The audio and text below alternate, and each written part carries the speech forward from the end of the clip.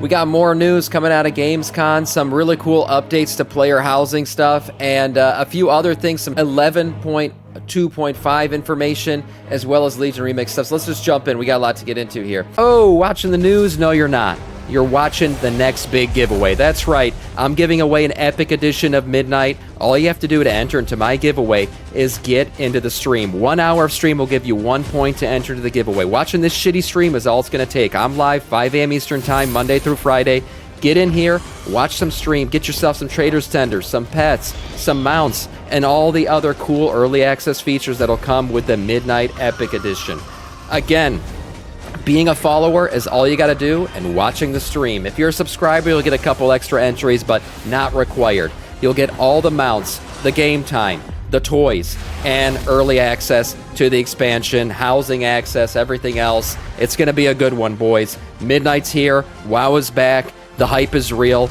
Get in here, watch the stream, get your point, and every hour beyond that, another point to enter into the giveaway, giving yourself the best shot possible. The giveaway ends September 19th. You got a month to gather as many points as you can to enter in and get yourself the epic edition of Midnight. Buckle up, boys. It's going to be a good one. Arator. I talked about him. I'm excited for him. He is one of the more badass characters on the Horde side. He is the son, or should I say Alliance side, because he's an elf from 2 Alliance characters. The son of Illyria and... Let us lay thank you for the waste follow, to this Carclop. I appreciate that. Yes, the son of Illyria and Tyrellian, a really cool paladin, some really good storylines, and he's getting on his own model in game, so we know his story is about to be very important going forward. We already know he got a little background story, if you missed it, where Illyria revisits him and visits Silvermoon again. Really cool stuff coming out of the audiobooks there. Turns out we're also going to get a nice quest line that takes us back through Old Azeroth. That's right. We have a campaign where we'll be riding around with Arator, going through old quest lines in Strathome and Light's Hope Chapel. So really cool stuff here. The Blue Post simply says, do players want to go on a 3rd chapter of the campaign, which is actually a little bit different. It's not tied to any particular zone, but it takes you to some of the older places in the world, like Light's Hope's Chapel, places like Strathome, and a couple other interesting places as well. And in that quest line, you'll be working alongside Arator, son of Tyrellian and Illyria, helping him interrogate his relationship with the light. That's right. So interesting stuff. We know with cinematic had a bunch of light references, obviously people using the light all over the place in that one. This is going to be very much a light versus void expansion. That's what it's setting up to be. We're obviously going to side with the light. That's what it looks like here. And somebody like Arator, who is a child born of the light and the void, right? Look at his parents. Thank you, Lord, for the follow. Welcome to our Scourge. It looks like he's going to play a very pivotal role, and again, he's getting his own model, hopefully based on the model here that we saw from the book. I mean, my God. This is a glorious-looking model. If he gets a model that looks like this, I'm very excited for it. So he's going to play a big role going forward. No surprise there. I'm excited to see what happens with him. Okay, player housing. It's being previewed right now on the floor at Gamescom. A lot of stuff coming out about it. And Taliesin and Evitel actually got to do an interview with game director Paul Cubitt live at Gamescom yesterday, where they talked about some of the player housing features, and this is what they got out of the interview. Plants won't wither if you forget to water them, so evidently you'll be able to water your plants. They will not die if you don't log in, so don't worry, you won't have plant FOMO that your plants are going to die in your houses. Blizzard is going to award players retroactively with player housing cosmetics depending on which notable achievements you've earned over 20 years in the game. That's fantastic. That's what I want to see. I don't want to have to go back and re-kill Onyxia. I want her head mount on a wall because I killed her, 18 years ago. So that would be wonderful. Going back retroactively, giving us a bunch of the achievements. I've been playing since vanilla. So I do want all the achievements from BC and everything else. I want to be able to hang all this shit on the wall. So this is a great feature here. I'm glad they're doing this.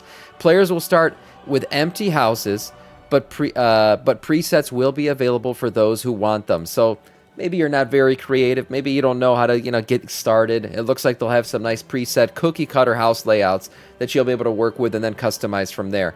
Private neighborhoods will scale with as many members as you need. If you need plots for guild members, Blizzard won't cap you. Okay, so these neighborhoods are just going to be infinitely big? That's interesting. There's got to be some kind of cap at some point, right? Can a server handle just an infinite non-capped neighborhood? So private neighborhoods, I guess, well, there's a cap on guild members. So maybe that's your cap right there. But these private neighborhoods, sure, they're gonna, I guess they're just saying, hey, as many people as you want for the most part, you'll be able to add them in, and Blizzard will just open up plots for you as you need them. Do you even have your OG vanilla character? I don't, but a lot of those, well, I technically do. I technically do, because I still have one of my mage who I did make back. He wasn't my first character I ever made, but he was made during Classic.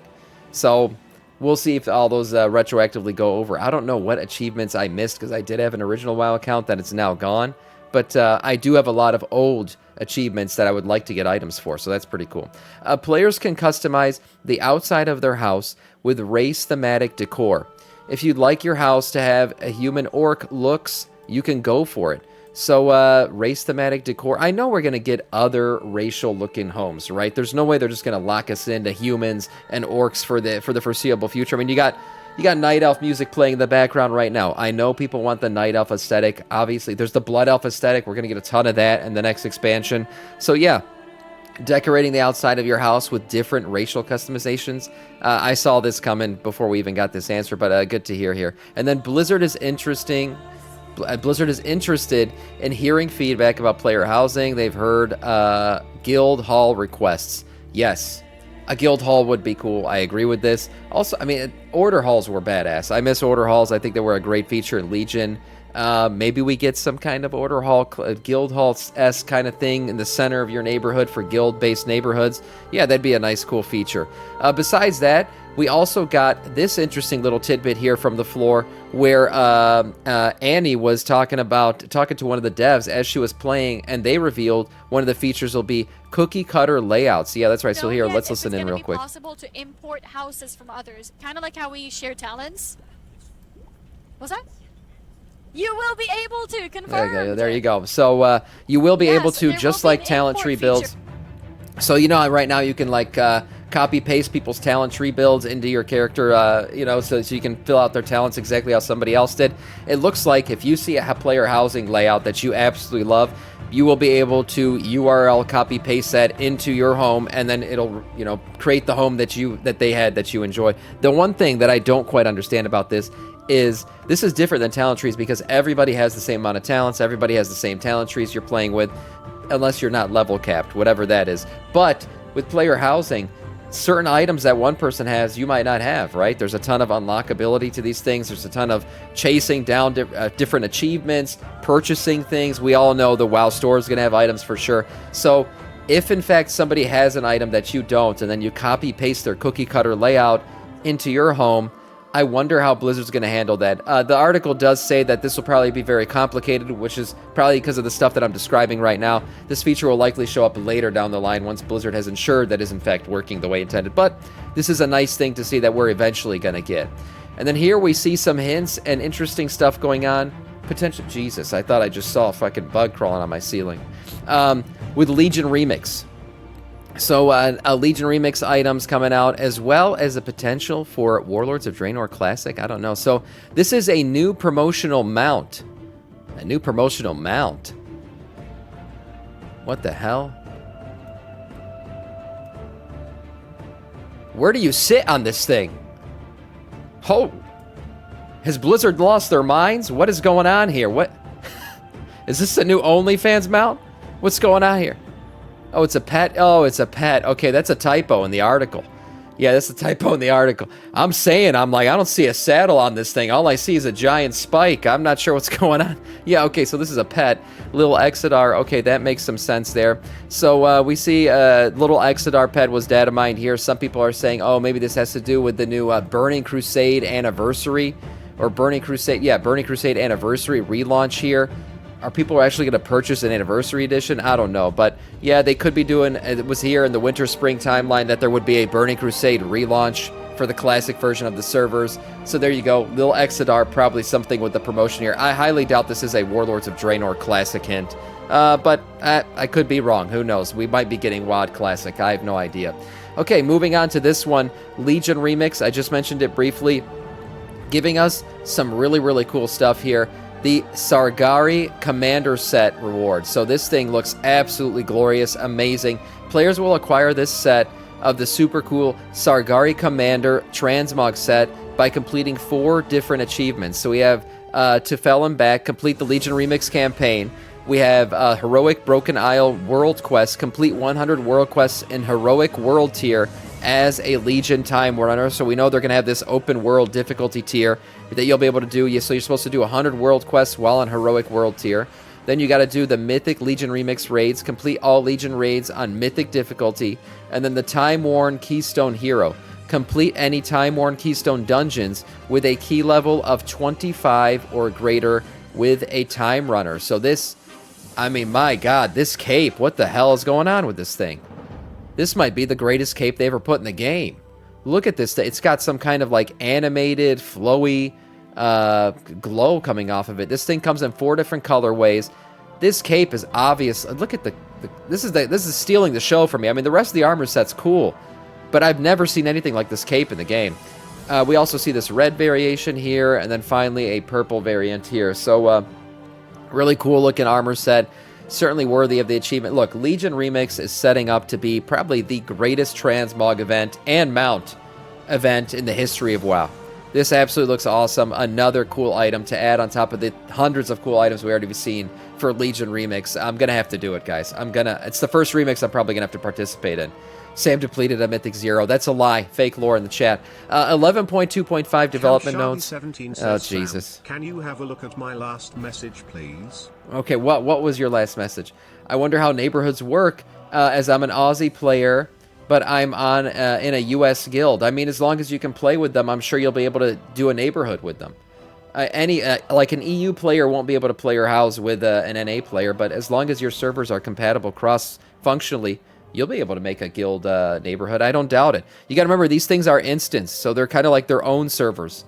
So this will be an instance server. If you can raid with them, you can play or house with them. That's probably the way I could say it best. So yeah, I don't think that'll be a problem. Besides that, we see 11.2.5 data mine stuff here. Yes, that's right. We just got 11.2, and we're already talking about 11.2.5. Welcome to WoW. We see here Legion Remix, various bug fixes, and then a user interface accessibility, an add-on, an added tooltip, and the system chat line with time remaining until players can vote to abandon a dungeon again after they failed one. So this will allow you to basically abandon a dungeon. It'll be a little countdown timer to when you can vote to abandon a dungeon. So we all know already Mythic levers are being flagged. Mythic Plus levers are being flagged as deserters. So you can vote to leave a dungeon without getting a deserter tag. If everyone votes, then you can essentially leave the dungeon. It looks like there's going to be a cooldown on this vote to abandon. So this little tooltip here will be telling you kind of where you stand in the cooldown currently in your chat, interestingly enough. And then here, we're looking at DPS charts for Mythic Plus. Speaking of Mythic Plus, let's look what the current layouts are of classes and where everybody currently stands here. We see Sub-Titty Rogue sitting at the very top. What is this? So let's look at the chart based on this. I actually like this chart much more. Here we go. Let me zoom in a little bit. So here you go. You got your tier breakdowns. We see for Mythic Plus, Ass Rogue, Outlaw Rogue, Demonology Warlock, Destro Warlock, Affliction Warlock, Feral Druid, Havoc Demon Hunter, and Balanced Druid, Frost Decay, Unholy Decay, rounding out your top 10. Okay, those are your top 10 boys. We see a lot of, actually not a lot of variety here. This is your Mythic Plus 10 to 11. What I mean by no variety is you got a lot of the same classes with all 3 specs just pumping right now. This is an interesting one. So we got all 3 Warlock specs, 2 Rogue specs, 2 Druid specs, 2 Death Knight specs, and Havoc Demon Hunter mixed in there. So essentially what you've got is a makeup of 1, 2, 3, 4, 5 classes making up your top 10. 5 classes in total making up your top 10. That's, I don't know if I've ever seen something like that before. At your bottom tier, right now we have Fire Mage, Augmentation, Evoker, no surprise there. Arms, Warrior, Windwalker, Monk, Retribution, Paladin. Retribution, I've been saying, is probably going to make a comeback at some point here. Also Mage, I mean, look at them. Arcane, Frost, and Fire, all towards the bottom here. Interestingly enough, Dot Casters and Melee Casters are pumping right now. Yeah, that's what it looks like. That's certainly what it looks like. The Mage is hurting right now. Look at that. We got these range, Beast Mastery Hunter, Survival Hunter, and Marksmanship. All 3 Hunters kind of sitting mid-tier right now. So yeah, like I'm saying, just a lot of bunching here of classes and their specs. No matter what their spec is, it seems like every class right now, all their specs are bunched together on the chart. Now, I'm not sure what this chart was showing up here. Mythic Plus, all keys 95th percentile logs. So this gives you a bit of a different look here. Sub Titty at the top here, Arcane Mage, Outlaw, Rogue. I'm not sure why this is different. This is 95th percentile of DPS. And then here we had very high keys raw DPS numbers is what we're looking at here. So I think this kind of looks better actually looking through the 11 plus 17 rather than the 95th percentile. But cool stuff. I guess we'll see how this breaks down going forward. Again, I've been saying for a while, I think Retribution Paladin's going to get buffed in some way, shape, or form and be brought back up just because they're one of Blizz's favorites and they're the most played class in the game. We'll look at how all this balances out throughout the season, but for now, that is all in terms of news.